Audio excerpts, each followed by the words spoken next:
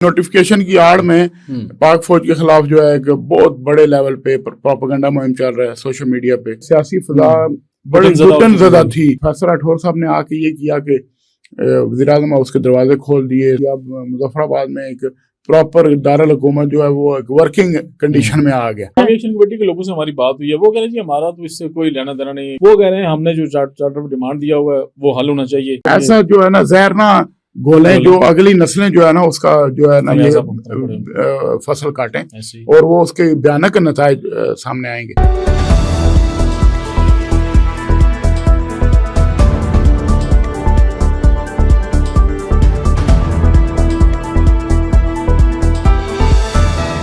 بسم اللہ الرحمن الرحیم. السلام علیکم ناظرین, ٹی ٹی وی نیوز کے پروگرام تبادلہ خیال سے میں ہوں راجہ عثمان طاہر, اور آج ہمارے ساتھ تبادلہ خیال کرنے کے لیے اسٹوڈیو میں موجود ہیں مرتضیٰ درانی صاحب, سینئر تجزیہ کار ہیں. درانی صاحب آپ کا بہت بہت شکریہ, آپ نے ہمیں جوائن کیا.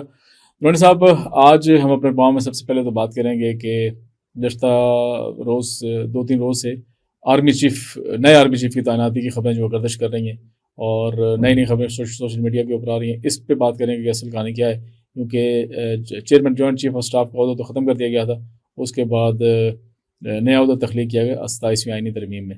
اس کے اوپر بات کریں گے اور اس کے ساتھ ساتھ ہم بات کریں گے کہ وزیر اعظم آزاد کشمیر کی جو مقبولیت ہے اس میں بڑا اضافہ ہوتا جا رہا ہے. اب وزیر اعظم نے اپنے دورے شروع کیے ہیں کشمیر بھر میں. نیلم کا دورہ بڑا کامیاب رہا, اس کے بعد دیگر حصوں کشمیر کے دیگر حصوں کا پلان ہے ان کا دورہ کرنے کا, اور جہاں وہ جا رہے ہیں بڑا بھرپور استقبال کیا جا رہا ہے. اس پہ بات کریں گے اور اس کے ساتھ ہم بات کریں گے کہ آزاد کشمیر میں اب وزیر اعظم کی تبدیلی کے بعد ناظرین قائد حزب اختلاف کی تبدیلی کا جو سسٹم ہے وہ بھی شروع ہو گیا ہے.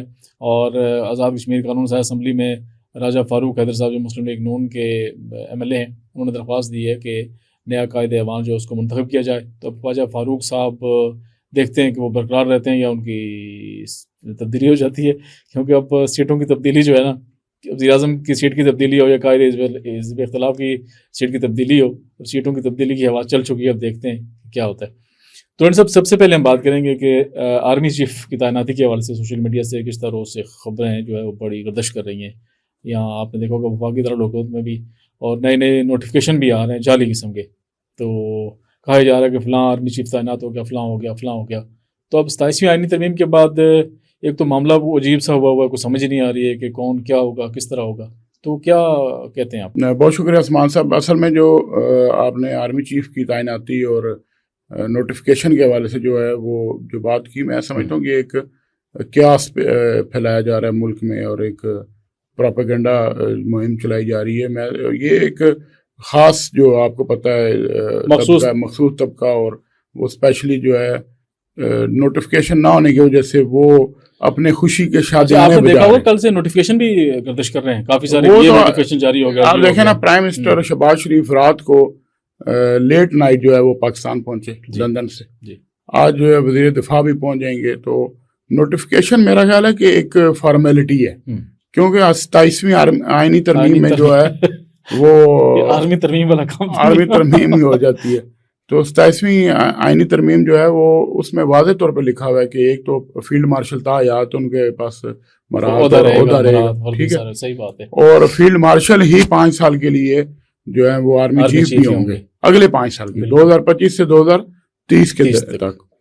تو اس میں کوئی اب ابہام ہے ہی نہیں ہے, اور نوٹیفکیشن تو ایک فارمیلٹی ہوتی ہے. لوگوں نے ہوا بنائی نوٹیفکیشن کیوں نہیں ہو رہا ہے, روکا ہوا ہے. آپ دیکھیں نا اسی نوٹیفکیشن کی آڑ میں پاک فوج کے خلاف جو ہے ایک بہت بڑے لیول پہ پروپیگنڈا مہم چل رہا ہے سوشل میڈیا پہ.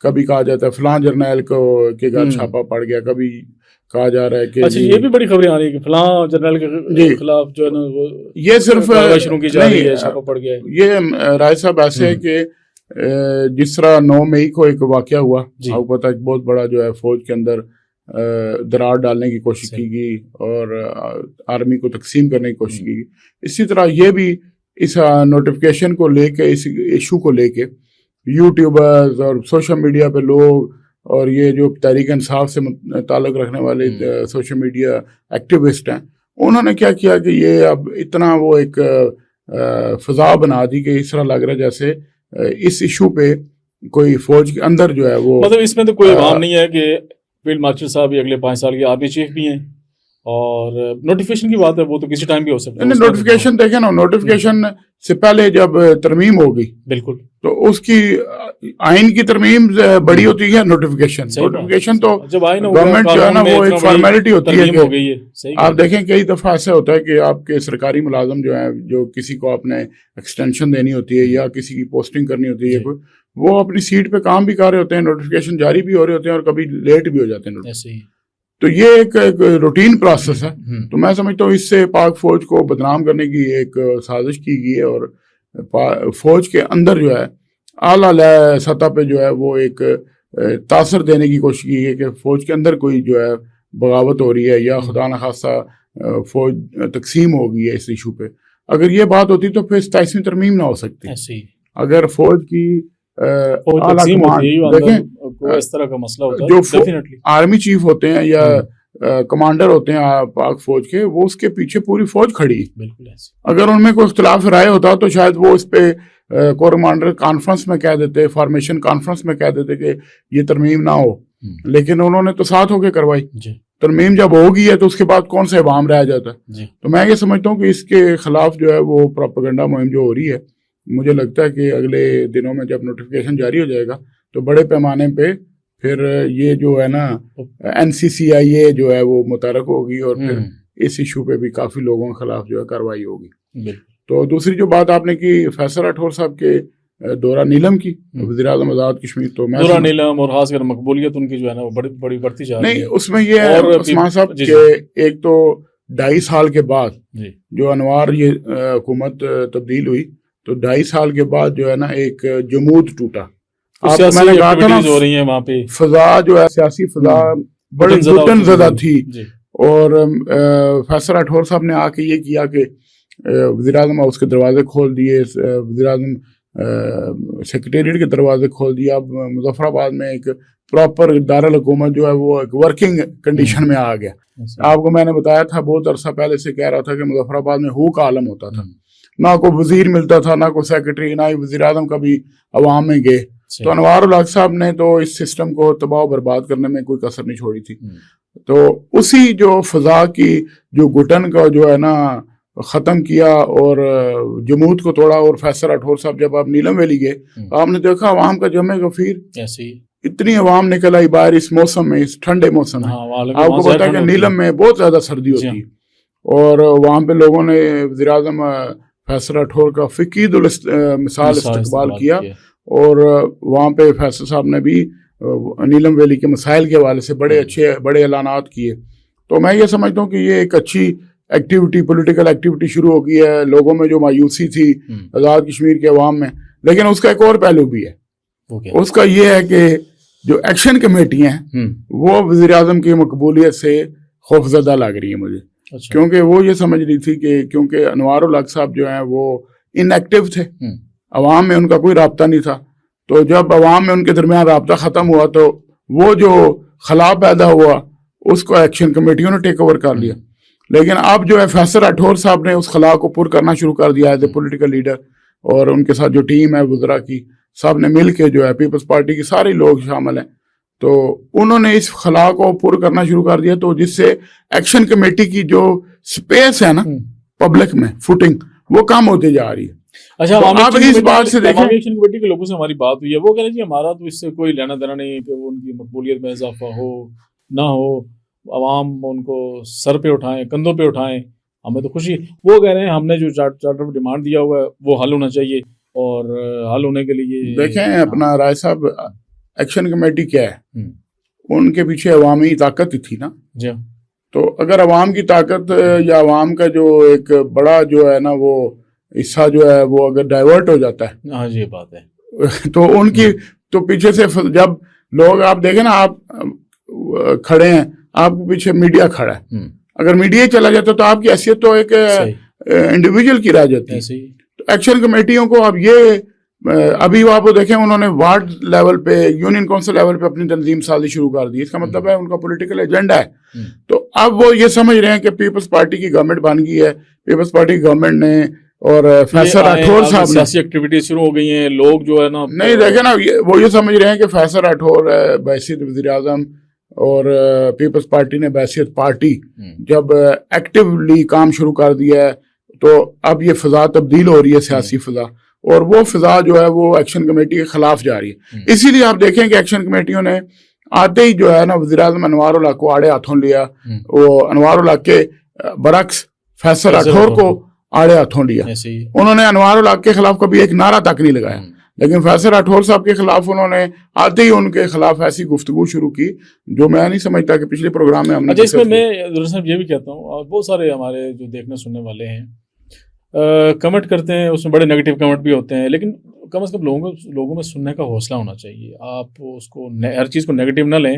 کافی سارا ہمارا گشتہ پروگرام جو ہم نے کیا تھا اس کے اوپر کافی سارے لوگوں نے کہا جی کہ یہ پیڈ پروگرام ہے اور یہ ہے اور وہ ہے. دیکھیں آپ نے دیکھا ہوگا کہ ہم نے اسی پلیٹ فارم سے فیصل راٹھور صاحب کے حوالے سے گفتگو کی تھی کہ ان کو جو ہے وہ وزیر اعظم نامزد کرنا, ہم یہ سمجھتے ہیں کہ فیصل راٹھور صاحب کے ساتھ جاتی ہے کہ ان کا فیوچر جو ہے وہ نوجوان آدمی ہے تو وہ کہیں 5-6 مہینے کے اس ٹینیور میں ضائع نہ ہو جائیں پولیٹیکلی. ہمارا تو یہ موقف تھا بالکل. لیکن ابھی یہ ہے کہ اب جب ان کو پارٹی نے نامزد کر دیا تو ہم نے کہا کہ ٹھیک ہے, وہ جب کام اچھا کر رہے ہیں, پبلک میں جا رہے ہیں, لوگوں سے مل رہے ہیں, 24 گھنٹے وہ عوام میں رہتے ہیں, تو جو انوار الحق صاحب جنہوں نے مارشل لا لگایا ہوا تھا کشمیر ہاؤس میں, جنہوں نے وزیر اعظم ہاؤس مظفر آباد وزیر اعظم آفس میں مارشل لا لگایا ہوا تھا, وہاں پہ تو کوئی بندہ ہے وہاں چڑی پار نہیں مار سکتی تھی. تو عام آدمی کیسے رسائی ہوتی ہے عام آدمی. اب فیصل راٹھور صاحب نے اگر آگے اچھے کام شروع کر دیے تو ہم تو ان کے پہلے بھی ہمارے ساتھ ان کا ذاتی تعلق تھا, لیکن جب ان کی نامزدگی ہو رہی تھی تو ہم نے کہا کہ نہیں یہ غلط فیصلہ ہوگا. البتہ جب انہوں نے حلف لے لیا اس کے بعد ان کے اقدامات سے, تو جو وزیر اعظم اچھے کام کریں گے ہم ان کی تعریف کریں گے, نہیں کریں گے تو ہم اسی پلیٹ فارم سے ان پہ تنقید بھی کریں گے. ہم نے تو ہمیشہ ایکشن کمیٹی کو یہ کہا کہ وہ ایسا بیانیہ لے کے آئیں جو اینٹی پاکستان نہ ہو, جو ریاست کے خلاف نہ ہو, جو ریاست کے, آپ دیکھیں اس دن بھی وہاں پہ جو ہے کیسے نعرے لگائے کہ یہ جو پچھلے دنوں ہوا, تو ہم اس کے خلاف ہیں, ہم اس ایجنڈے کے خلاف. ہمارا تو یہ موقف ہے کہ ریاست پاکستان اور آزاد کشمیر کے عوام لازم و ملزوم ہیں.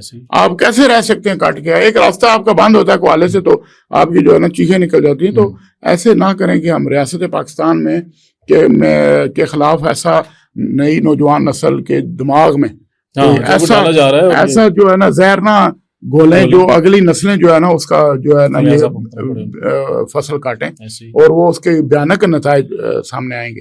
تو ہمارا تو یہ ہوتا ہے موقع, ہم نہ ایکشن کمیٹی کے ترجمان ہیں, نہ وزیر اعظم آزاد کشمیر کے ترجمان ہیں, نہ ہی ہم پیپلز پارٹی کے اور نہ ہی مسلم لیگ کے ترجمان ہیں. تو ہم نے تو یہ جو آن ریکارڈ جو گراؤنڈ پہ ریالٹی ہے وہ ہم نے تجزیہ کرنا ہوتا ہے. تجزیہ غلط بھی ہو سکتا ہے, کبھی صحیح بھی ہو سکتا ہے, کوئی ہم کوئی وہ تو نہیں ہے, عقل کل تو نہیں ہے. ایسے ہی ہے, لوگوں میں مطلب پیشن ہونا چاہیے, سننے کا برداشت کم ہونا چاہیے انہیں.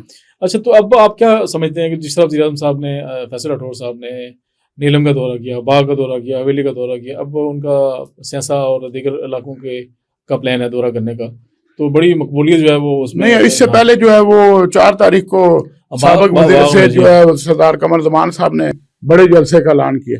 آپ دیکھیں باغ میں اگر ایک اب نیلم ویلی کے بعد باغ جو ہے بڑے عرصے بعد کچھ سیاسی ایکٹیویٹی ہونے جا رہی ہے. لیکن آپ یہ دیکھیں کہ جب فیصل راٹھور صاحب مظفر آباد سے چلے تو مظفر آباد سے لے کے نیلم ویلی تک ان کا ہر جو ہے نا ٹاؤن میں پٹکا کوڑی آگے جو ہے ننوسہری جہاں جہاں وہ پہنچتے کہ لوات ہر جگہ ان کا استقبال ہوتا ہے.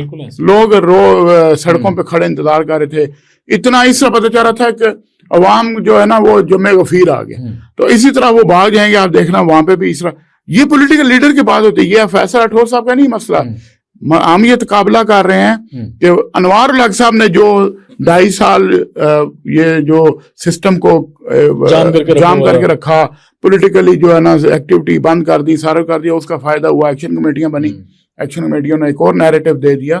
تو ہمارا یہ موقف تھا اس وقت بھی کہ انوار الحق صاحب کا عوام سے رابطہ نہیں ہے. اگر وہی انوار الحق جو ہے وہ اپنا عوامی سٹائل بنا لیتے اور فیصل راٹھور صاحب کی طرح وہ بھی عوام میں رہتے, تو عوامی لیڈر کا تو کام ہوتا ہے عوام میں رہنا. یہ تو نہیں ہوتا کہ وہ جو ہے نا, یہ تو نہیں ہوتا کہ وہ چھپ کے بیٹھا ہو, عوام کے مسائل سے آنکھیں بند کر کے بیٹھا ہو. تو لیڈر کا کام ہوتا ہے لوگوں کو حوصلہ دینا. اب فیصل راٹھور صاحب نے کیا کیا, مطلب اور تو کچھ نہیں, مسکراہٹوں سے لوگوں کو دل جیت لی, ٹھیک ہے نا. پیار محبت دیا, کسی کو رسپیکٹ دی, اٹھ کے ملتے ہیں, گاڑی روک لیتے ہیں, کوئی راستے میں آتا. تو یہی ممتاز راٹھور صاحب کی لیگیسی وہ کیری کر رہے ہیں. ممتاز راٹھور مرحوم ان کے والد بھی اسی وجہ سے جو ہے نا ان کو مقبولیت آج تک حاصل ہے کہ وہ بھی ایسے ہی عوامی وزیر اعظم تھے.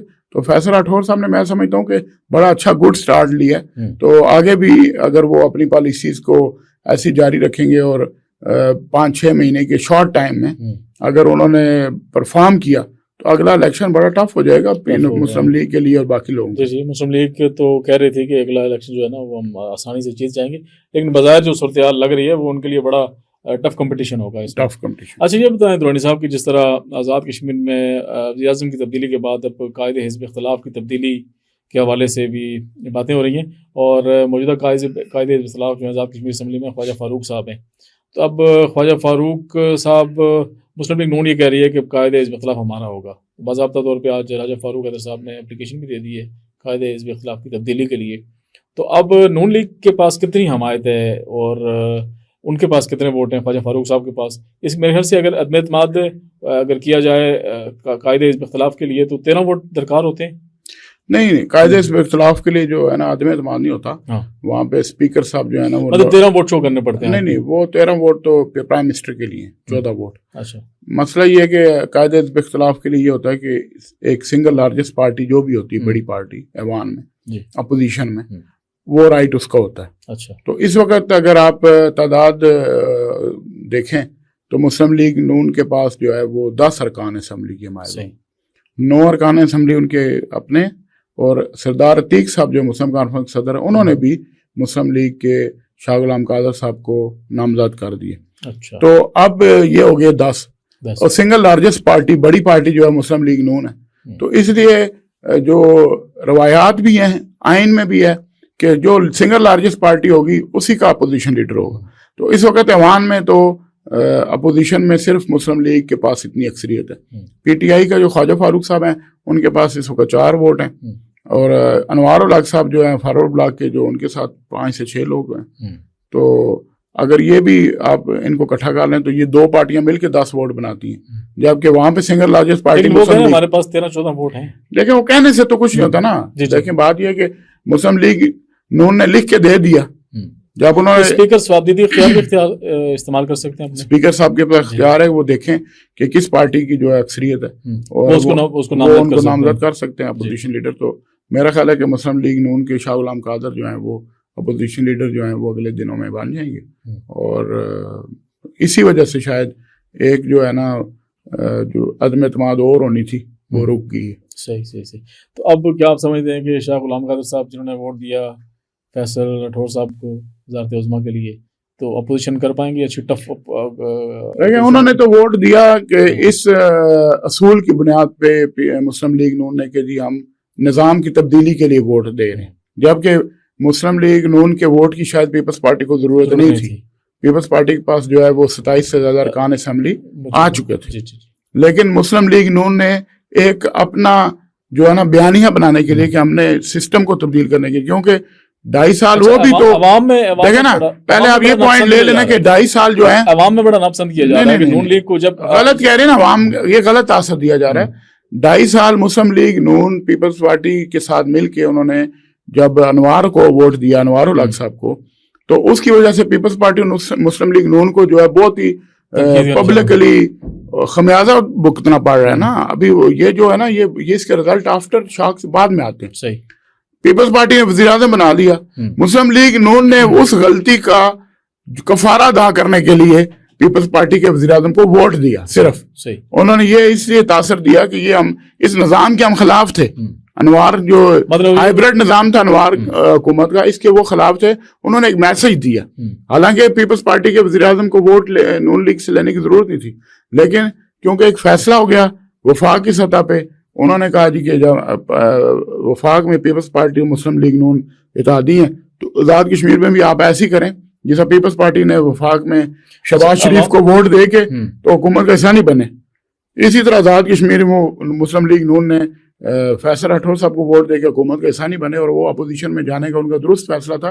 کیونکہ آپ دیکھیں کہ پیپلز پارٹی اور مسلم لیگ نون روایتی حریف بھی ہیں, इलेक्शन भी ना इनके दरमियान ही होना है। ऐसे ही और दूसरी बात यह कि जो 2.5 साल से आज़ाद कश्मीर में अपोजिशन का किरदार अदा करने वाली कोई पार्टी नहीं रही थी, नहीं थी। जिसकी वजह से अपोजिशन का किरदार भी एक्शन कमेटियों ने ले लिया हम था। कह रहे हैं कि हाइब्रिड निज़ाम खत्म करके एआई निज़ाम को लाया गया।